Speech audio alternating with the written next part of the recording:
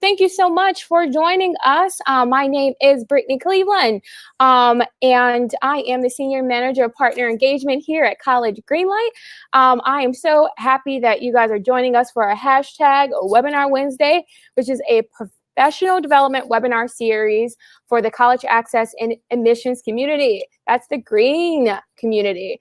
We're excited to bring you all today's topic, thoughtful storytelling, the college application, with our special guest, Johns Hopkins University.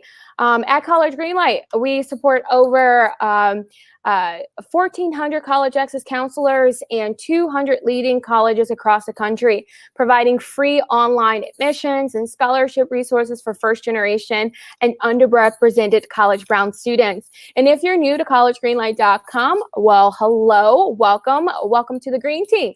We're really excited to have you here joining our community of college access counselors, kicking butt and tackling challenges of undermatching and affordability one student at a time. So counselors, two things to note before we dive in. First thing, it is the season, the scholarship season, and your students are looking for money.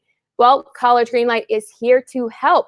Email us at info@collegegreenlight.com or type learn more in the chat box below for more details to support your students in this scholarship search. Or keep it simple and encourage students to create a free College Greenlight account to get their personalized list of local and national scholarship matches. And number two, some housekeeping.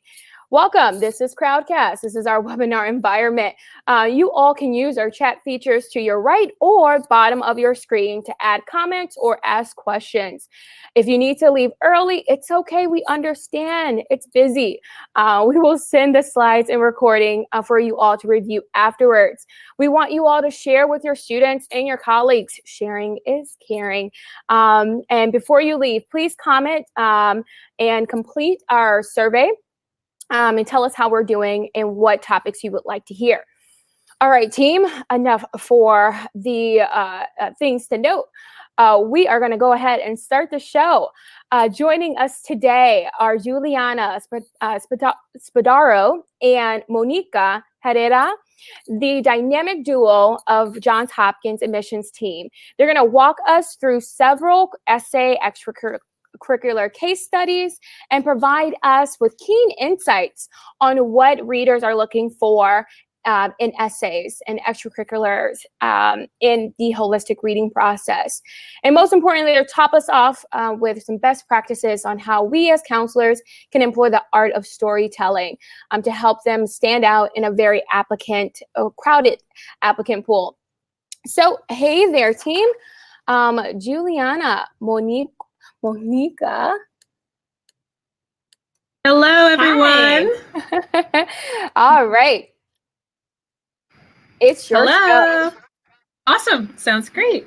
So I'll go ahead and quickly introduce myself, and then Monica, I'll let you kind of introduce yourself, talk a little bit more about what we're going to do here today. Mm-hmm. So my name is Juliana. I'm an admissions counselor at Hopkins. I've been working here for about 4 years, and we've done quite a few webinars and similar virtual information sessions, but this is one of the first times we've been able to do one in partnership, not only with College Greenlight, but with our colleagues who are working with students in community-based organizations or in a similar setting. So very excited to get to chat and also learn from all of you, just as much as we hope to share knowledge with all y'all listening on the other side of the computer, I guess.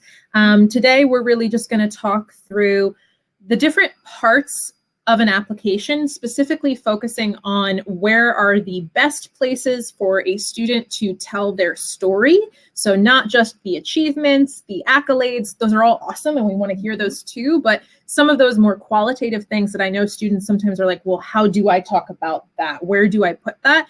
That's what we're really hoping to address today. So mostly focusing on the opportunities students have in their activities list that they report to us and also in their essays. And Monica, do you want to talk a little bit more and introduce yourself as well? Yeah, so my name is Monica Herrera. I'm also one of the admissions counselors here at Johns Hopkins.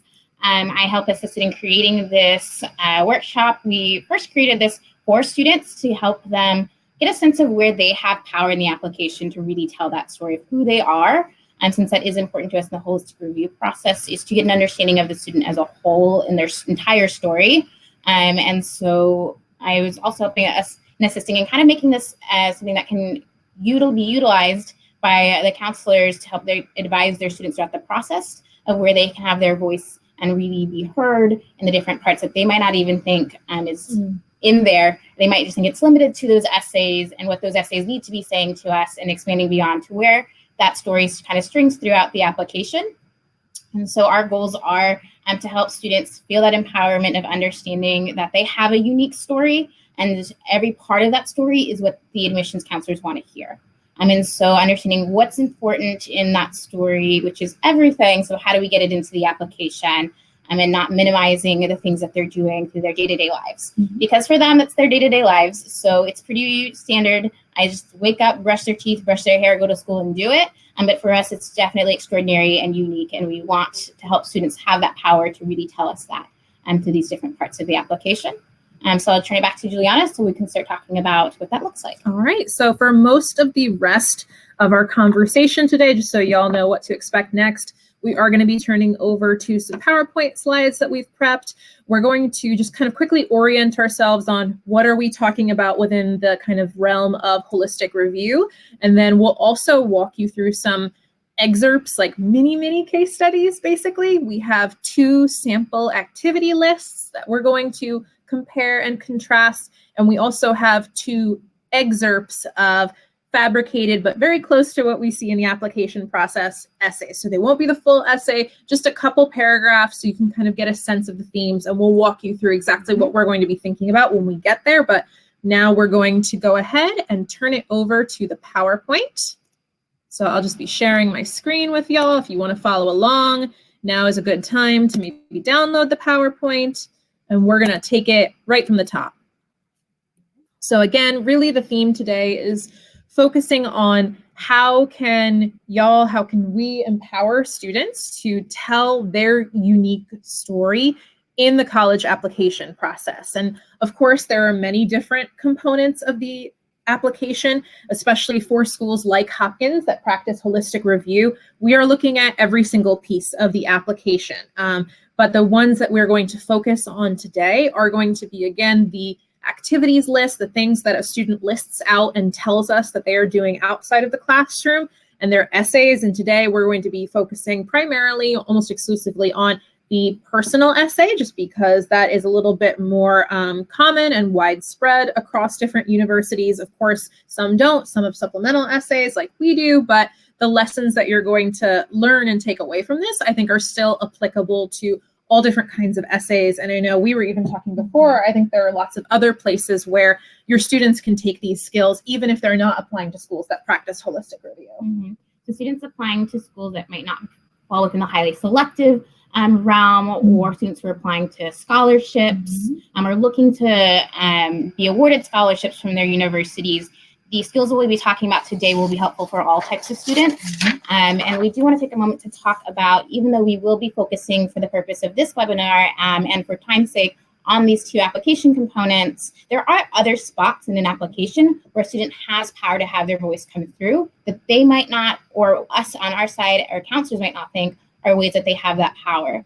One thing that we see that students might not know is something that they can do is when they ask for their teachers for recommendation letters, they can schedule a meeting with that teacher. Let's sit down for 10 minutes at lunch, or let me give you a resume of some of the things I do outside of school, get a better sense of myself, especially for teachers who might have larger caseloads and might just need those little reminders while they're writing their recommendation letters of, yes, this is the student who's involved in this club, or this is the student that is interested in this very specific type of engineering or style of writing. And so just helpful reminders to help make sure that they're getting the information they want shown through, and to be able to have that time with them by either sitting down with them or submitting those resumes. It also can be done with their counselors if they have guidance counselors that work with them, or college counselors at their schools.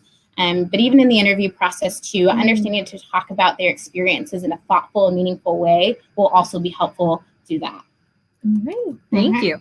And so we're going to dive right in by just kind of framing from the application reader's perspective, at least how we talk and how we think about it when we're reviewing an application at Hopkins. What are we kind of thinking about when we get to the activities list of a student's application?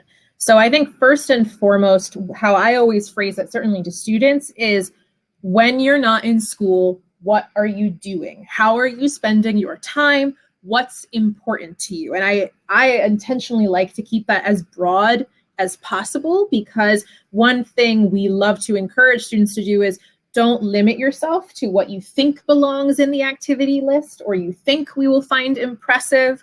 You should give us a complete picture of all the different ways that you're spending your time outside of the classroom, because maybe those are things that you don't know if they will be important, or they don't sound like a traditional extracurricular and you're not sure if that makes sense there. But we recognize that students have many different ways to make an impact or take initiative, and really that's what we're trying to get a sense of. We're not here to put a value judgment on are you making impact in athletics or in your after school job. That's not what we're interested in doing at all. We're just trying to get a sense of what's important to you and how are you making an impact? How are you taking initiative? Because ultimately, we think back to our own campus community where so many of the events here, the speaker series, the movie screenings, the research is being driven by students here. And so we need students who are going to be excited and able to take on that level of impact when they get here. Mm-hmm. So it's a reminder that this is not about titles or being president of your organization, or even students who are worried about, I tried a lot of different things freshman year and I only now I only have 3 activities that I'm doing. It's more about, that might be telling us a story of you've been committing yourself to something, or there's more going on in that picture. And so like Juliana said, not limiting yourself to what you think an admissions counselor wants to see. And so I'm reminding your students that throughout the process. And so we're going to go through some examples to kind of help dig into this a little bit deeper. And so next we'll talk a little bit about the role that essays play in the process. So we did, just to give you kind of the full scope, because again, we do at Hopkins have a supplemental specific to us essay. We did want to cover both here, but our activity is mostly going to focus on the personal statement. So for that, really, I try to, I know at least for me, when I talk to students, that's often one of the most stressful parts of the physical application for them. And I understand why. Writing about yourself can be scary and hard, but I really try to push them to think about it as an opportunity. Try to think of this as something exciting. This is a place where you can really showcase, where you can just demonstrate to us something really important about you. This is a window into who you are, really the only place a student is able to have their voice come through. So actually, one of the things that I oftentimes will tell students to think about if they're really stressed on what should I write, what should I say, what should I talk about, I kind of try to bring it back to that holistic point of view, because that's what we do.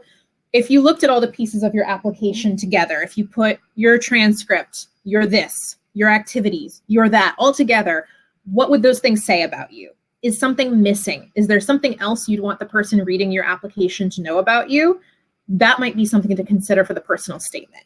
Now, the supplemental essay, very different. This is, yes, still a place where the student should be showing us and giving us a sense of their voice and who they are, but if a school has a supplemental essay, it means they really, really care about that student answering the question. They've put in a lot of time and thought into this is important in making our decision as to who's going to be the best match for our university. So it's first order of business, I like to say, that students answer the prompt, the question, clearly and directly. So making sure that at the end of the essay, I usually like to tell students, like one test I encourage them to do is write the essay with our supplemental essay prompt, which, just so you know, we ask students to talk about a time when you collaborated with others and what you learned about from that experience. Tell us about that experience and what you learned.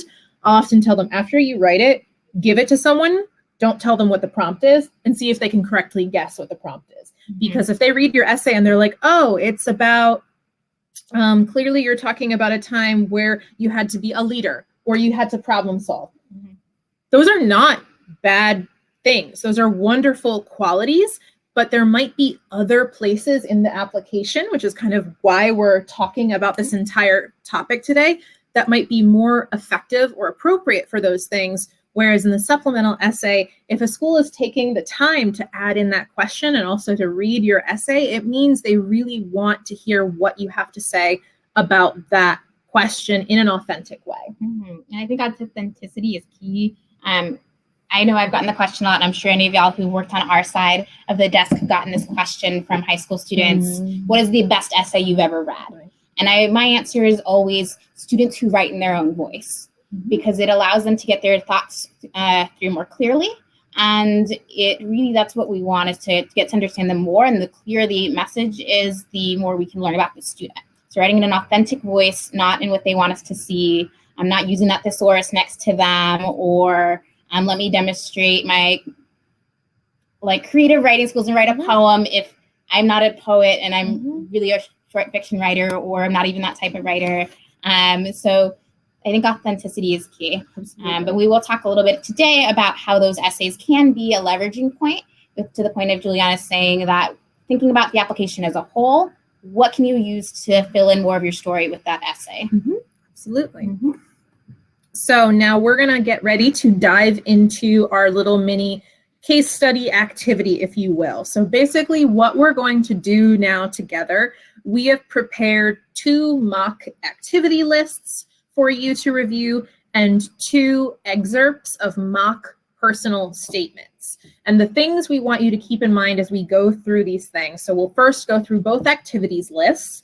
Then we'll come back together for a poll just to see what y'all are thinking, if we're on the same page, have a little bit of a back and forth there. Then we'll do the same thing. We'll do the personal essays, have a little poll back and forth moment there as well.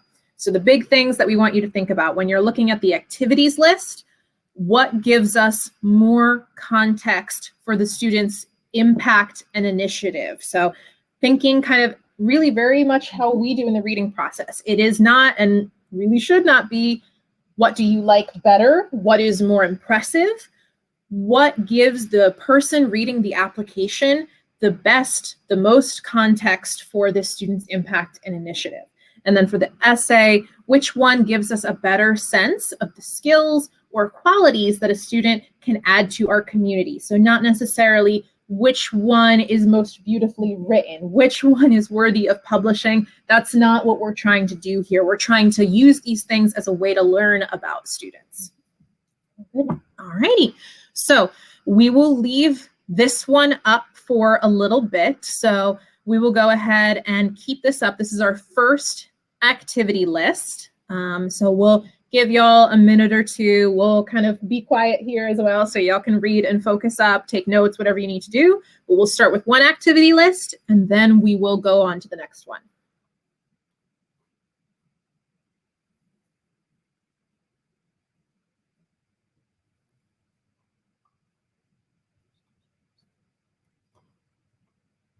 Sorry about that. There we are.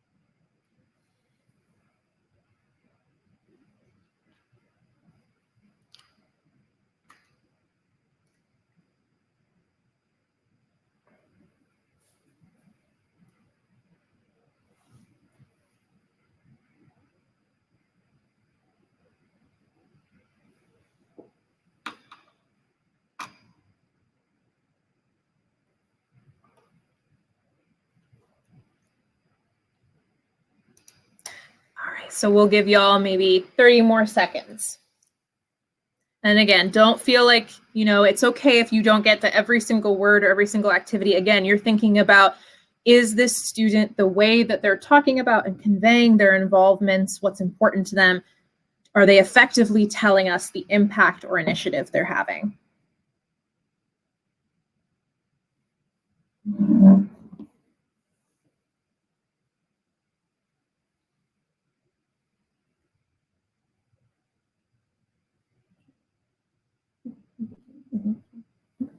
Alrighty, so we're now going to move on to the second activity list. So we'll be switching to activity list B. Again, same thing. You're just going to go ahead, take a look, get a sense of whether or not you feel that this student is doing an effective job of demonstrating their impact and initiative through how they describe their involvements outside of the classroom. And we'll give y'all another minute or two and come back in a second.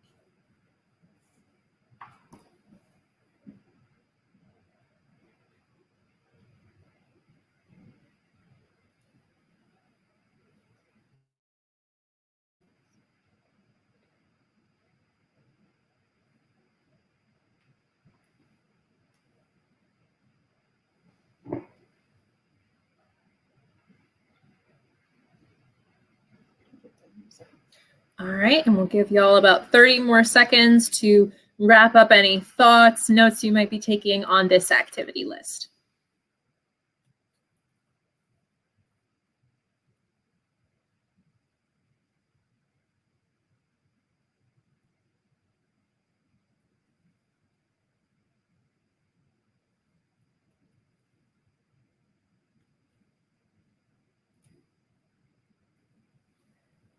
All righty, so we're going to, now that we've taken a look at both activity lists, just take a moment to jump out of the slides again, just so y'all can see us.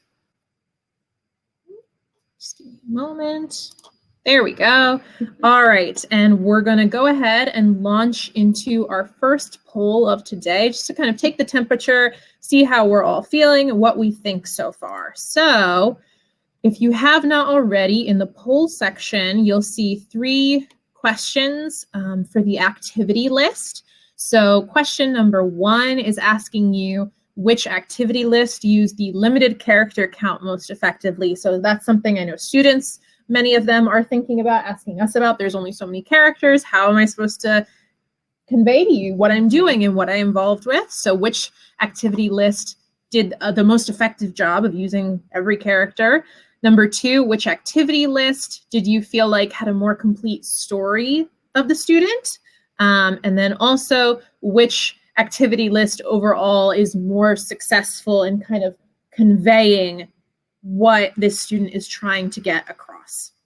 So we'll give y'all a little bit of time to go ahead and vote for that.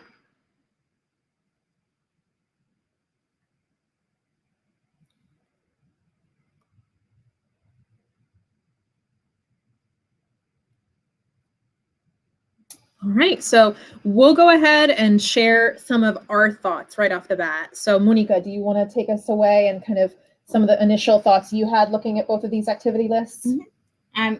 They're both good activity lists in that they're giving us information about the student. The student is telling us what they're up to outside of the classroom, and are inclusive of different types of activities that they are involved in. I think based off of the poll responses, we seem to be thinking as a group that the activity list A, so the first one we looked at, is a little bit more effective in using that character count. They were more thoughtful with their language, giving us information about what they're truly doing in those activities and what they're doing as an individual. That's something that we'll see as a pitfall sometimes, is that students aren't always clear about what they are doing as an individual within their activities. They leave it very general and broad. And sometimes there is space for them to get a little bit more specific to tell us about what they have done as part of that organization or group or affiliation. themselves. And so diving a little bit deeper into their responsibilities that they've been involved in. All right. And poll question 2. Yeah. So we kind of review that one. Again, we look to be all thinking as a group that the student that we feel we had more complete story for was a student from activity list A. And so something to take note, I think, at this point is to say that this is actually the same student, but we've agreed as a group that the version A let us know more of a complete story. We are seeing not only more activities, but activities that might not traditionally be thought of as activities to be included in the activity lists. Some things that we see on both are the taking additional courses. Sometimes students will elect to independently study using online tools, using textbooks, or Duolingo tools, different types of academic interests outside the classroom. So they're not always inclusive of those in their activity lists, but letting us know that they're exploring things and their different academic or general curiosities is definitely great information to have, but also understanding a complete picture of what their day-to-day life looks like. And so in activity list A, they did let us know that they do have family responsibilities and that they're in charge of taking care of their siblings. And they also did a good job of letting us know what that looks like so we can get a better sense too of how does this impact their day-to-day abilities to do other things. If they have a lot of at-home responsibilities, or if they're work with part of a family business, or if even things that I've seen students not feel like are inclusive in their activities list, so they feel like they shouldn't be putting on there, and we're surprised and we told them, yep, that sounds great, put it in there. Or may not feel comfortable for a variety of reasons. Right. So it's definitely, again, up to the student, as we all know, what they want to include, but things like family responsibilities,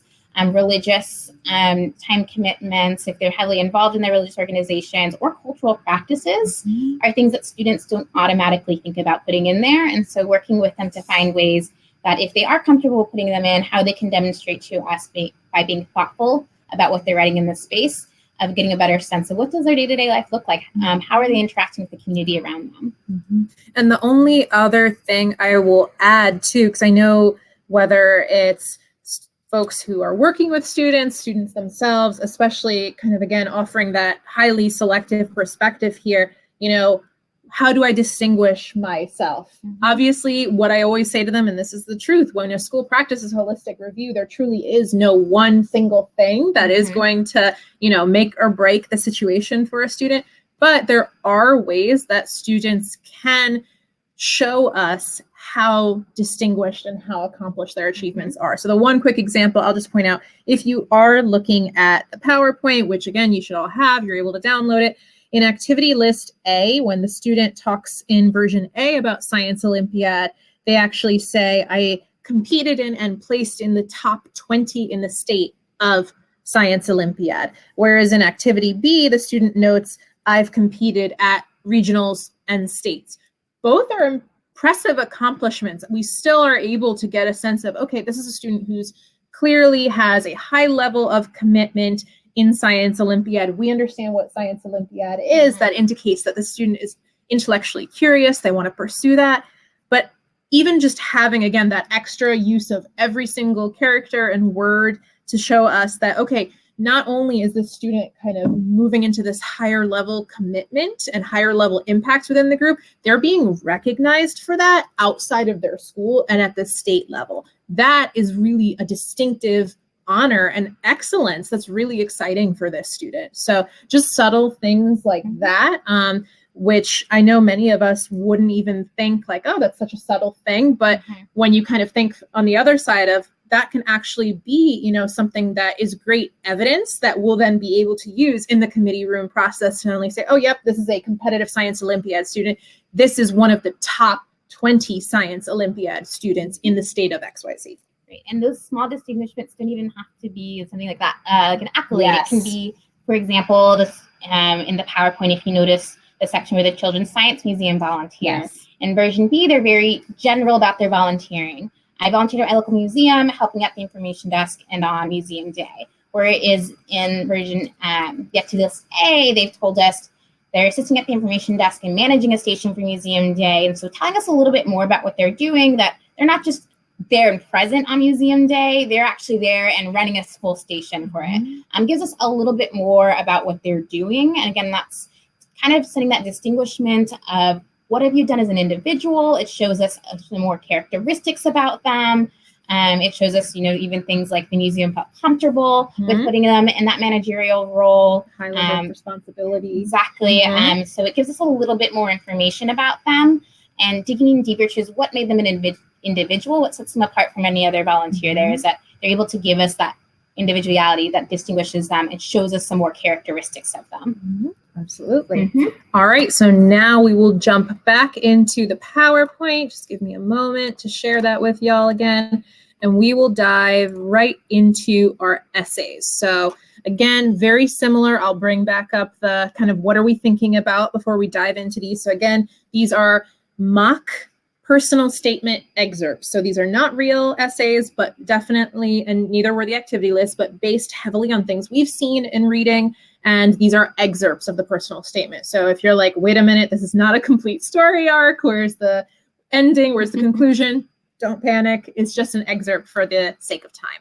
So when you're looking at these two essays, think about which one gives us a better sense of the students' different qualities, what they could bring to a campus and community. So we'll give you all a little bit of time for that. And your copy, if you've downloaded the PowerPoint, will have the full essays. And so you might have to flip through to find the excerpt that we've chosen. But it does distill down to one slide each. And that way, at least if you did want the full copy of the essay, you have that as well. So we'll give you all a little bit of time to start with personal statement 1.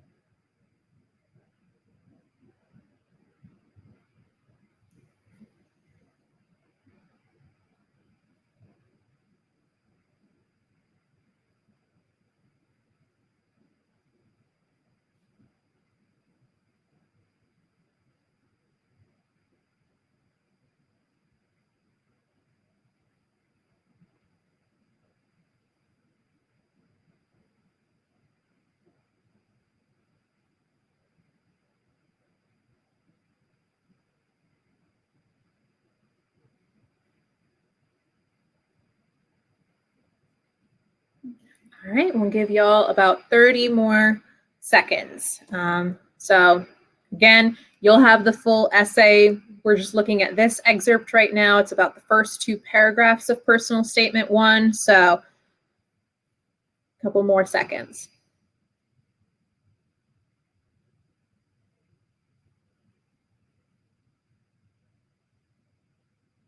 All righty. And so now we're going to go over to personal statement 2. And if you're following along on the PowerPoint that you downloaded, this is the final 2 paragraphs of personal statement 2. So again, I would say maybe focus on those 2 for the points of the exercise, but of course, feel free to take a look at the other pieces as well.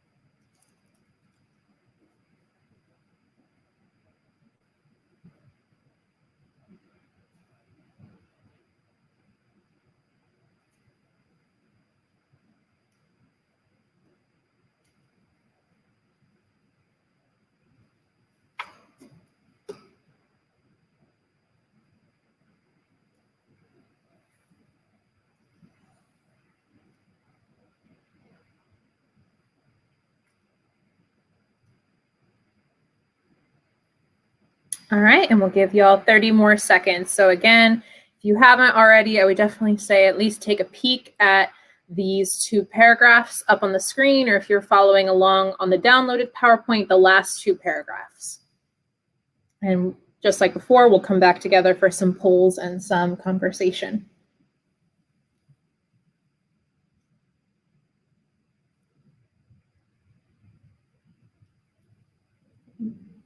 All righty, so we're gonna jump right back over.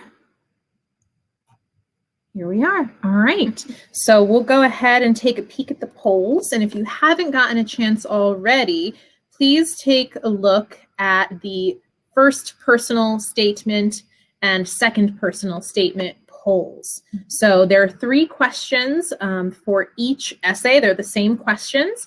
So having read the activity list, does this essay share new information? So again, kind of putting yourself in the shoes of someone who is reading from a holistic point of view. If you've seen the activity list and now we're also in concert seeing this personal essay, which essay, or for each essay thinking about, does this tell us new information that we don't already know? And then the second question, do we learn about the personal qualities and skills of a student? Do we get a window into who they are? And then do you think for each essay this was an effective admissions essay? So in total, you've got 6 polls, 3 questions, 1 for each of the 2 essays. So we'll give y'all a second to keep voting. So it'd be the same activity list. As we said, it's the same student that we looked at. And these are 2 drafts of essays that they came to you with. And so kind of keeping in mind these questions, these poll questions.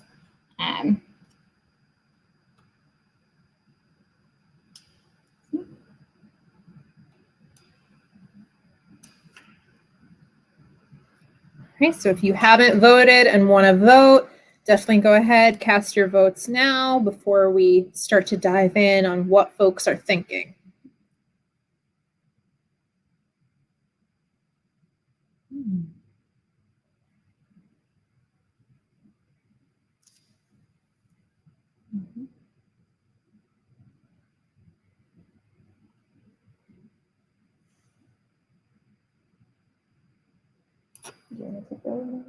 So we'll just share with y'all what we're seeing on our end as far as which y'all been voting on, and then we'll launch into discussion from there. And so for the first personal statement, we see a majority saying that they do think that this essay is sharing new information. And so we'll just move through these questions and then we'll talk about this as a whole in the end, but we do see a majority saying, yes, it does share new information. And yes, we do learn about the qualities and skills of the student. And we also see a majority vote saying, yes, this is an effective essay. For the second personal statement, we do see a majority saying, yes, this does share new information. Yes, we do learn about the personal qualities and skills of the student. And then majority leaning to yes, but almost a split vote on, do you think this was an effective admissions essay? And so we will now launch into a little bit of a discussion about these 2 personal essays and what they are doing for the student throughout the process, considering that idea of telling their story through a holistic lens. So do we want to flip back to the PowerPoint? I got you. All righty, we'll be sharing our screen again just so we can reference those things with y'all. If you are following along, we're just jumping right back into the essays. We did have differences in votes, but we did, as I said, see a majority leaning into these different essays. And so digging deep into kind of the themes that we've seen in the personal statement 1, we do see the student telling us about their interest in chemistry, demonstrating just kind of this exploration mindset of wanting to learn more, going to their textbook at home. And so we do learn a lot about the students' academic interests and their curiosities about the world, and how they're applying it to their real life scenarios. And tying that in with the activities list, we do see that common theme of, I love chemistry, I love science throughout their entire application, given the 2 excerpts of a personal statement activities list. And we've actually prepped just ahead a little bit of a kind of cheat sheet around our discussion as well. So if you want to follow along as to what we're saying, these are kind of some of the main themes that we'll be pulling out. Yep, and this is also be helpful for y'all as you take them away and use them with your counseling team. And so We did see that in essay 1, like I said, demonstrates intellectual curiosity. They're like, what are it's in my shampoo? What's products are being used? How can I find out more? So taking that initiative to go and do some independent learning, and then linking these classroom concepts to their everyday life. So taking it outside of that classroom environment. For essay 2, from that excerpt, we see the student has been involved with their school and getting a new addition to their dress code policy. And so they do see this community mindset of them wanting to make some impact in their school community, getting involved, working with others. They mentioned some other students along the way, and we do see them working with the PTA, with their principal, and so a little bit of a sense of how they choose to work with others and what that looks like for them, as well as overcoming some challenges and difficulties. At the beginning of the excerpt, we see that their initial ideas to the principal got shot down, and so they had to come back with some more, and also see their strategic thinking and of how can we improve our plan of action. And so both essays actually do give us more information about the student and are effective about telling us about the student. They're just telling us different things. With that activity list, we see themes in chemistry and science and working in different types of communities with Science Olympiad, at the museum, with being involved with their family. And so we do, like I said, at that essay 1, see that theme of chemistry coming through. We do see that they really have a passion for the sciences, and that is great information to learn. And in essay 2, we're seeing a different side of them. So we've learned from the activities list they have a passion for sciences. We're also getting to see this community mindset that they have and how they're getting involved with those around them. So both are effective essays. They're just telling us different things about the student. And so when thinking about this idea of using these different spaces to where a student can tell their story, and how do we do that with all the different parts that go into an application, this is one of those ways, is an example of highlighting, like telling your student, this is where you have a lot of voice to tell something new. If we've learned from, one of your teacher recommendation letters is also your advisor for National Honor Society, we might be learning a lot about your National Honor Society, but your school doesn't offer robotics and you really love engineering. How can I demonstrate I love engineering? Great, that essay is a great space for that. Tell us about your interests. Tell us about what, tinkering at home or going online and like trying to learn things from there, just watching, your videos, and that's how you sparked your interest, or vice versa. If you feel like you've talked a lot about something in your life and you want to expand about something more, you have that room. Or if you're like, I just really love this activity, really love what I'm doing, and I just want to let you know how passionate I'm about it, they can also use that space. But maybe this will be helpful when you're working with your counselors and your teams to kind of think about what it means to be threading that story through and what messages we want to tell, what do we want to express ourselves, and also with your students, kind of getting a sense of how do we thread that story throughout the entire application. And I think too, comparing and contrasting both essays, just like Monica, you said, they're both effective, good essays. And I think for different students, depending on what they're trying to showcase and what story they're trying to tell, those could both potentially be appropriate. What I would say the difference, one of the biggest differences, at least for me, is essay 1 really reaffirms some things we already have evidence for. Very clear from essay 1, intellectually curious, interested in the STEM fields. And that's great to see, and that's certainly not a disappointment at all. But we also see that in other places in the application. Whereas in essay 2, the student is telling us something that we didn't see anywhere else. Never in their, their activity list doesn't say changed school dress code, and not to say that the student should have felt or put it in there at all. The essay, I think, is actually a great place where a student can dive a little bit deeper into something else, something that we don't already know about them, especially when we're probably not going to get that very often in another part of the application. So now we'll quickly talk about, even though we've mostly focused on the activity list, personal statement, we'll quickly just talk about some other opportunities and ways that students can tell their story. So there's some other components in the application. We talked, sitting down with their recommendation letters, teachers and counselors to talk about that, but a lot of times they have that direct voice through the additional information section, which is offered through the Common Application if they choose to use that platform, and through interviews. So this is where they have that chance again, if they want to explain something and that they don't feel quite fits in other parts of their application, they have that space. And so we do have a poll question for y'all about the additional information. Yep, so I'm going to jump out for a moment again and bring y'all to the poll real quick. So the poll that you're looking for now is going to be additional information. Poll 1 and 2 is what we're going to start with. So just kind of us more being curious, do you talk to students, advise them to use the additional information? Is that part of your conversations with students? So that's additional information, poll 1, and then additional information, poll 2.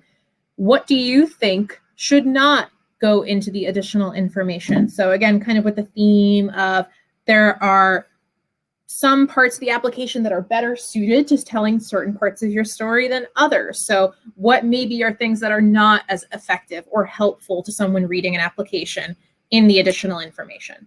So we'll give y'all a little bit of time. So again, go ahead and look at the polls, additional information poll number 1 and additional information poll number 2.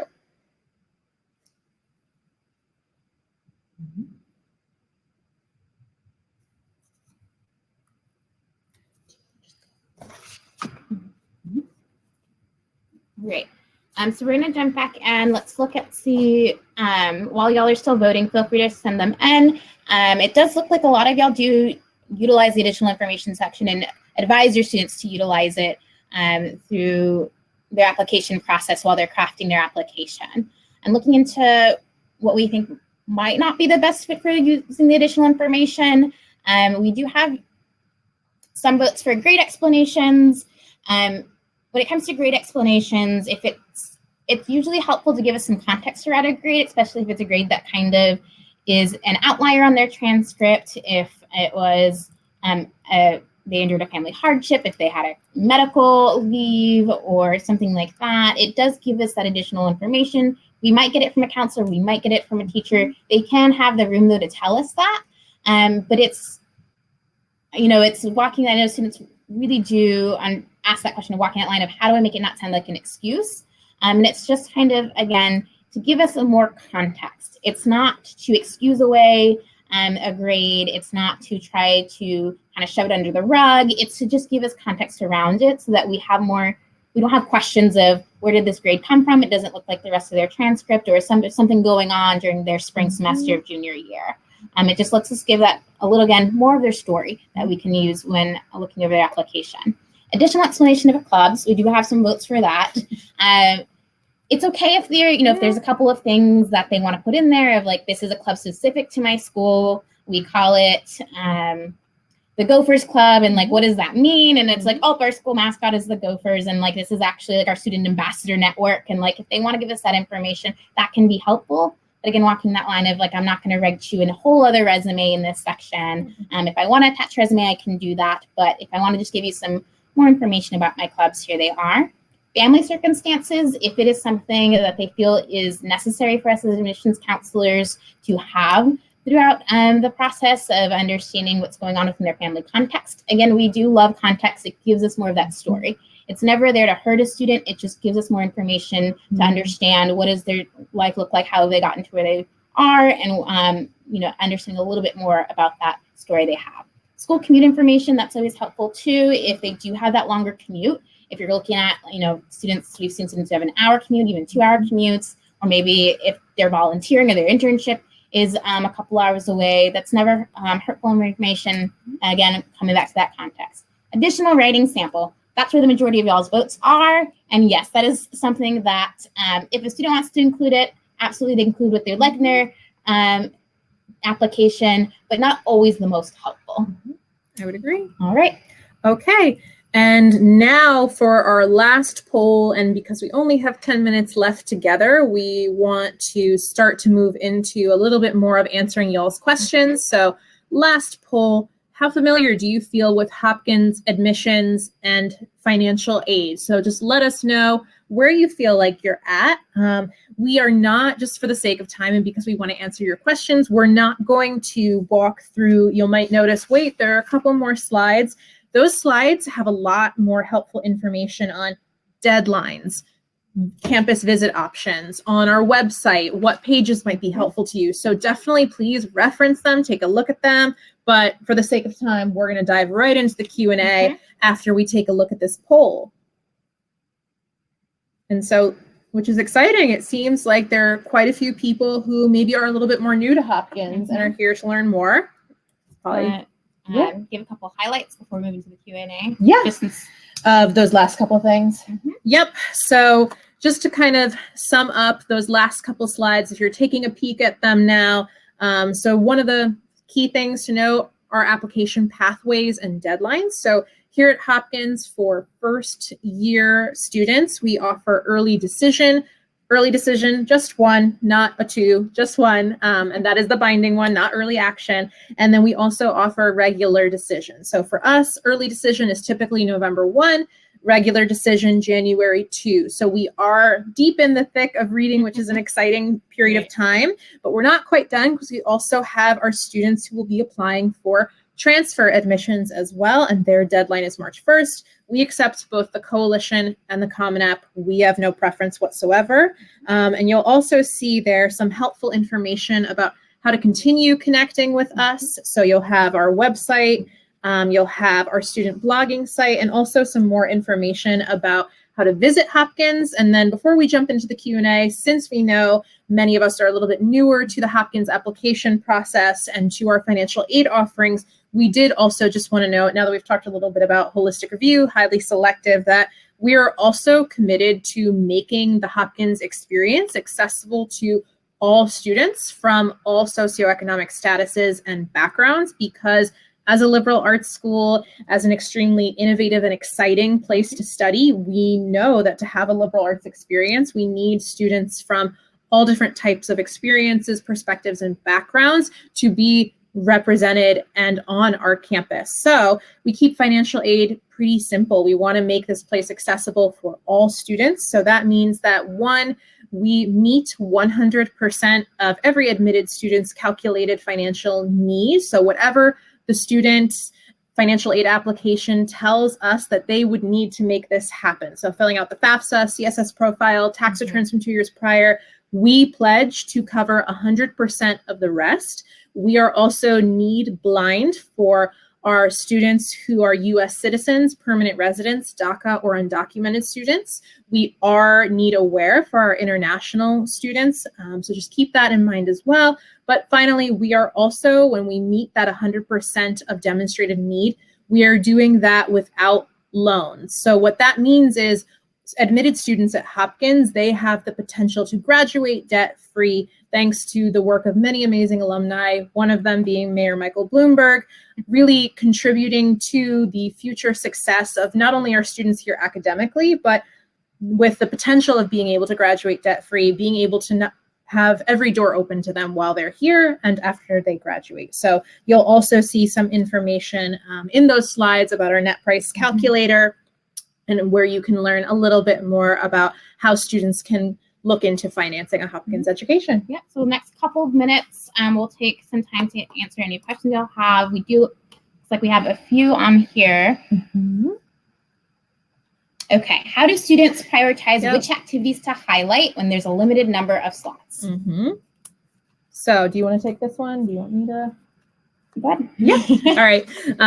So I would say to that, when you're thinking about how do you prioritize when you only have so many or you only have 10, it's not like if you don't do this, we will, I always try to say to people, we're going through your application with a green pen, not a red pen, ordering them in order of importance. Like even when I tell students, think about them, what matters the most to you, not what you think matters to me, what matters to you, start there at the top and work your way down. If you feel like you've gotten through X number and there is still more to say, what are the other parts of the application that you can use? Is that where an essay can come in? Maybe this makes sense for me to write about my personal essay, or is this something that I feel like is appropriate to note in my additional information? Maybe this can be more of like a quick, I participated in this program, or I went and had this experience, or is this something that needs a little bit of a deeper dive? I'm going to write my essay on the job that I've been working after school, things like that. Or if they want to attach an additional resume.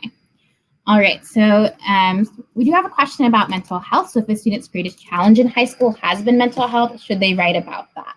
And as with everything, this is up to the student if this is something that they want to make known to the different admissions committees. You can always, if they're struggling with that, remind them that due to in the FERPA laws, we're not able to release any information about them, including to their parents. So if there's certain things that they're just worried about sharing it and having it out in the open, that everything they send us is confidential. So if you can tell they're trying to lean to like, I want this to be a part of it, but I'm not sure, that's always a helpful reminder with students.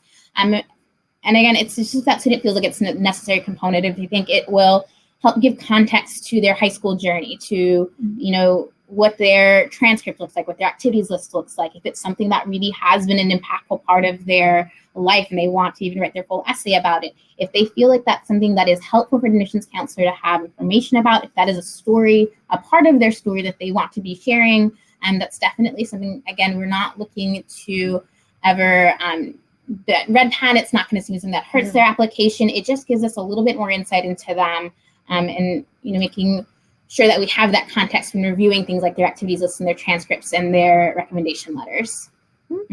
And then we did have a question, and I am going to broaden it out just to make it applicable to as many of y'all, as many of your students as possible. What if English is not a student's first language? They are newer to English, or oftentimes I know counselors will just say to me, the student's not a writer. They want to be, focused in this, and that's just not their area of strength. How can I basically make sure that they still shine in their essays? I would say when in doubt, really for us, when we're looking at a student's personal statement, again, think about what are we learning about the student? We're not there to judge as much their writing ability or, do you sound more like Fitzgerald or Hemingway? That's not what we're interested in doing. So what I often say to counselors is, keep it as simple as possible. Like Monica said, you don't need to reach for the thesaurus every time. Clear, simple writing, answering the prompt. What point do you want to get across? How can you be direct? Even something I know working a lot on writing in our office, actually, that we talk about a lot is keeping your conversation, what you're trying to get across, as simple, clear, and straightforward as possible. So don't feel like you have to have flowery language or crazy complex sentence structure. Sometimes simple is better because ultimately it's what we're getting from the writing, not as much how amazing is the writing. Yep, so it looks like we are closing out the hour now, and so we do want to let you know if you do have additional questions you'd like to ask us, if you would want to learn more about Hopkins, have your students learn more about us, there will be ways to connect with us, whether it's us visiting you visiting us, or setting up a virtual session for them. There will be ways to connect with us further to learn more about our university and connect with your students as well. So we'll pass it back. Yeah, thank you, Brittany. Thank you, team. This is really insightful. I hope everyone took away some valuable insights that you all can incorporate into your conversations with our seniors as they are not only, finishing up college applications, but scholarships, right? This is also applicable in the review process for those local scholarships, and really helping our students understand how are they telling their story and making it aligned with the mission of whomever. If it's a college or scholarship provider, they have a story to tell.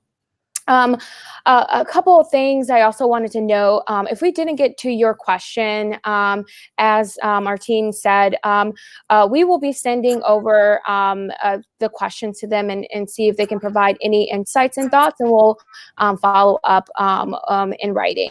And then if you all haven't gotten a chance to complete the survey, we'll ask you all to, before you sign off, please complete that survey. We've included a link below there. This is going to help us provide the feedback to our Johns Hopkins team, and then also our team as we identify ways to improve our content and topics. I also wanted to let you guys know that we will be sending over the recording and materials and slides for you all to incorporate into your boot camps, incorporate into your writing workshops, as well as team trainings. So look out for that email shortly. We're going to be actually uploading all of our archive recordings on our YouTube page, where you can find us at youtube.com/collegegreenlight. And just in case you are not able to see that email. And last but not least, I want to just kind of ask Juliana, Monica, do you have any parting words that you would like to share?